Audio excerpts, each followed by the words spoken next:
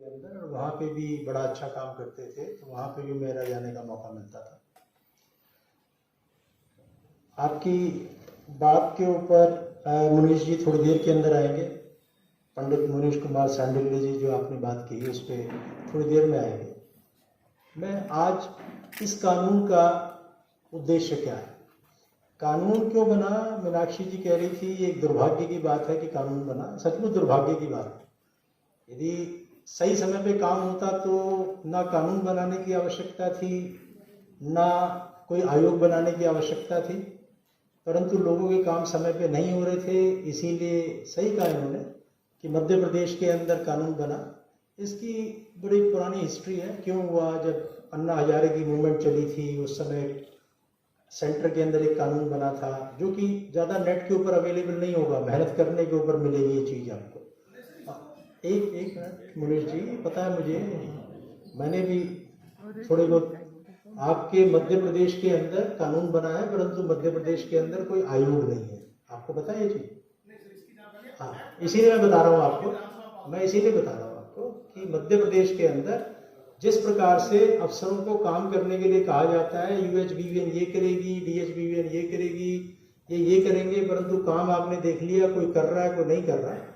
इसी प्रकार से मध्य प्रदेश के अंदर कानून बना हुआ है, आयोग नहीं बना हुआ। कोई राइट टू सर्विस कमीशन नहीं है देखने के लिए कि काम सही हो रहा है कि नहीं।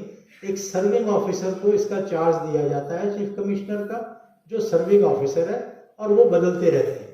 तो इसलिए वहां पे इसका इम्प्लीमेंटेशन कोई बहुत अच्छा नहीं है। जैसे हरियाणा में स्थिति थी उसी प्रकार की स्थिति मध्य प्रदेश के अंदर आज भी है। मैं उसके तभी मैं कह रहा हूँ आपके जवाब के अंदर बाद में आऊँगा मैं, क्योंकि मैंने सबका अध्ययन किया है कि कहाँ पे महाराष्ट्र में क्या काम हो रहा है, कहाँ पे कानून बने हुए हैं, कहाँ पे आयोग बने हुए हैं। कानून जहाँ बने हुए हैं और आयोग जो बने हुए हैं, केवल 5 जगह पे आयोग बने हुए हैं। अब उद्देश्य हमारा क्या है आने का? सबसे पहले तो इस कानून बनाया हुआ है। कानून के अंदर 2014 में बना था, कोई आज का तो बना नहीं। बहुत से लोग ऐसे हैं, जब हम जिलों में जाते हैं तो करनाल में गए हम सबसे पहले, वो बार एसोसिएशन के प्रेसिडेंट कहते हैं, एक्स सर्विसमैन थे, कहते हैं कि ये तो हमें पहली बार पता लग रहा है आज कैथल के अंदर कि ऐसा कानून हमें पहली बार पता लग रहा है। क्या कानून? कानून के तहत में कुछ सेवाओं को अधिसूचित किया हुआ है, नोटिफाई किया हुआ है कि ये वाली सेवाएं हैं, और सरकार बाध्य है, सरकार कोई डिपार्टमेंट नहीं, सरकार बाध्य है कि आपको इतने समय के अंदर ये सीमा, इस समय सीमा में ये काम आपका होगा। कौन सी सेवाएं हैं? वो नोटिफाई करती है सरकार, आयोग नहीं करता नोटिफाई, सरकार उसको नोटिफाई करती है। आज जब हम आज बात कर रहे हैं तो 546 सेवाएं विभिन्न डिपार्टमेंट्स की, 31 डिपार्टमेंट की, 38 ऑर्गेनाइजेशंस, जैसे आपने देखा होगा टाउन कंट्री प्लानिंग के अंदर एचएसवीपी भी आता है, और डायरेक्टर टाउन कंट्री प्लानिंग जो सीएलयू और ओसी देते हैं। तो डिपार्टमेंट तो एक ही है टाउन कंट्री प्लानिंग, मगर उसकी ऑर्गेनाइजेशन दो है, एचएसवीपी भी हो गया, टाउन कंट्री प्लानिंग। 31 विभाग, 38 ऑर्गेनाइजेशन, 546 सर्विस। और सर्विस ऐसी हैं जो आदमी की, निजी आदमी की जिंदगी से पूरी जुड़ी हुई। आपका बर्थ सर्टिफिकेट हो या डेथ सर्टिफिकेट हो, आपने पानी का कनेक्शन लेना हो या बिजली का कनेक्शन लेना हो, आपने प्लॉट रेजिडेंशियल लेना हो या आपने इंडस्ट्रियल अपना काम करना हो, आपने बिजली का कनेक्शन लेना हो या आपका ओवरफ्लो हो गया हो।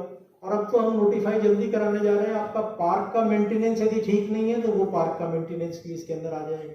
आपने ड्राइविंग लाइसेंस लेना है या आपने राशन कार्ड लेना है, आप जो भी चीजें सोचेंगे वो इसके अंदर नोटिफाई है, और हर एक की समय सीमा तय है।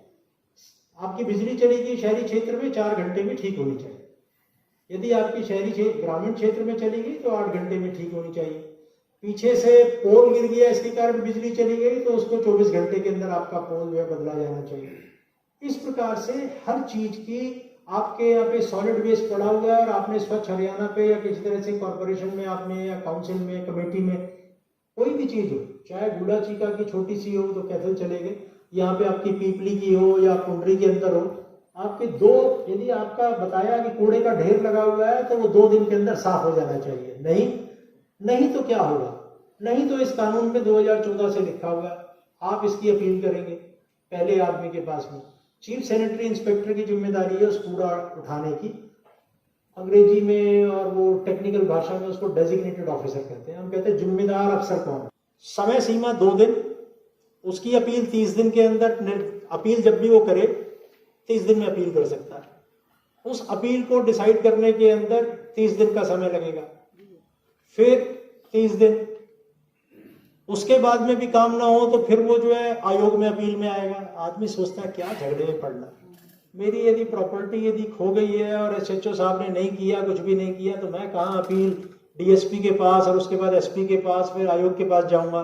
सिफारिश से या किसी और तरीके से अपना काम करा लिया जाए तो ज्यादा अच्छा है। आज तक जब से 2014 से हरियाणा में कानून बना है, अगस्त 2014 में बना था, अब ये सितंबर चल गया, इसलिए ये 8वां साल चालू हो गया। केवल 7 अपील इस कानून के तहत में फाइल हुई है 7 साल के अंदर, 7 अपील गिन के। इसको देखते हुए मैंने 15 जून को शपथ ग्रहण किया, अभी 2.5 महीने पहले। तो देखते हुए मुझे लगा कि ये जब 7 ही अपील आ रही है, इसका मतलब आयोग ना तो इसकी जागृति है लोगों को, ना इसके अंदर यदि किसी का काम नहीं हो रहा तो वो अपील के चक्रों में क्यों पड़ेगा।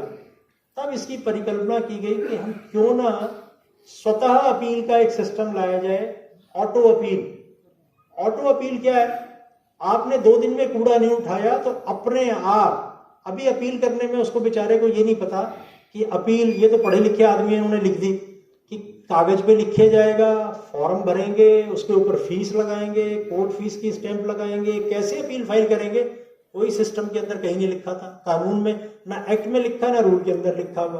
तो इसका मतलब इम्प्लाइड क्या है कि कोई भी आदमी कागज के ऊपर भी कह सकता है कि जी आप, मैंने ये सर्विस के लिए कहा था और ये मैंने शेड्यूल कास्ट सर्टिफिकेट ये कहा था, 14 दिन के अंदर नहीं मिला तो मेरे को मेरी अपील मानी जाए और अपील मान के इसका निर्णय किया जाए।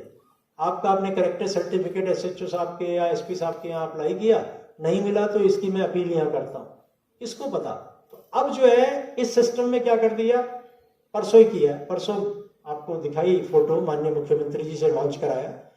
ऑटो अपील, आपको कुछ करने की जरूरत नहीं है, आपने सर्विस के लिए अप्लाई कर दिया, आपने उस मुख्यमंत्री खेती और मजदूर योजना के तहत किसी की यहाँ डेथ हो गई, किसी मजदूर की 5 लाख रुपए मिलने, आपने अप्लाई कर दिया, उसका उसने निर्णय 30 दिन में नहीं लिया तो अपने आप उससे अगले अधिकारी के पास के अंदर वो अपील अपने आप पहुंच जाएगी और वो अपील मानी जाएगी। यदि वो 30 दिन के अंदर निर्णय नहीं हुआ, अपने आप उससे दूसरी जगह अपील चली जाएगी। उसने भी 30 दिन में निर्णय नहीं किया तो आयोग के पास में अपने आप पहुंच जाएगा। आज जब हम बात कर रहे हैं तो 1,41,000 केसेस ऐसे हैं पूरे हरियाणा में जो कि आरटीएस टाइमलाइन से ऊपर हो चुके हैं और जिनका निपटारा नहीं हुआ। 1,41,000। ऑटो अपील से क्या होगा, अपने आप ये आगे आगे चलते जाएंगे और हमारे पास भी पहुंच जाएंगे। सेकंड अथॉरिटी जिसको पता ही नहीं, आज एसपी साहब को नहीं पता होगा कि इनके एसएचओ के पास में क्या पेंडेंसी है, वैसे तो 100 है इनका, 100% है, परंतु मान लो यदि नहीं है, कई एसपी से जब जाते हैं समझिए तो इतने एफिशिएंट आदमी नहीं हो सकते ना, कहीं पे 8 वाले भी बैठे हुए हैं, कहीं पे 7 वाले भी बैठे हुए हैं, तो उनसे यदि पूछते हैं तो उनको नहीं पता कितने के टाइम, यदि उनके डैशबोर्ड पे आ जाएगा तो सबको पता लगेगा नहीं मेरे यहाँ से नीचे मेरे पास ये अपील आई हुई। ऐसे ही कोई भी अधिकारी होगा, डीसी साहब होंगे, उनको इनके एक्सीएन साहब के जो चीफ इंजीनियर बैठे होंगे हिसार के अंदर, अपने आप अपील आएगा, न्यू कनेक्शन 50 केस में नहीं मिल रहा है कि नहीं, उसको मार्कशीट चाहिए टाइम पे मिल रही है कि नहीं, इस प्रकार से उससे संबंधित सारी की सारी, फिर उनकी जरूरतों को देखते हुए जो नोटिफाइड है ठीक है, जो नोटिफाइड नहीं है उसको हमने नोटिफाई करना।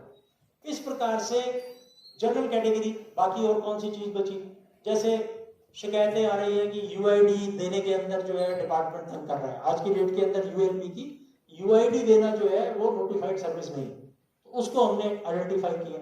किसान के लिए खाद देना इस समय नोटिफाइड नहीं है। अभी एक शिकायत सीएम विंडो के ऊपर कैथल के अंदर आई हुई थी जो हम दिखा रहे थे कि मेरे को 100 बैग चाहिए और केवल 25 बैग यूरिया। उसके कृषि प्रधान प्रदेश जो हरियाणा है, यदि उसमें किसी को खाद नहीं मिलती समय के ऊपर, तो ये तो उसका अधिकार है, सरकार से खाद की एक्सपेक्टेशन करना उसका लेजिटिमेट राइट है।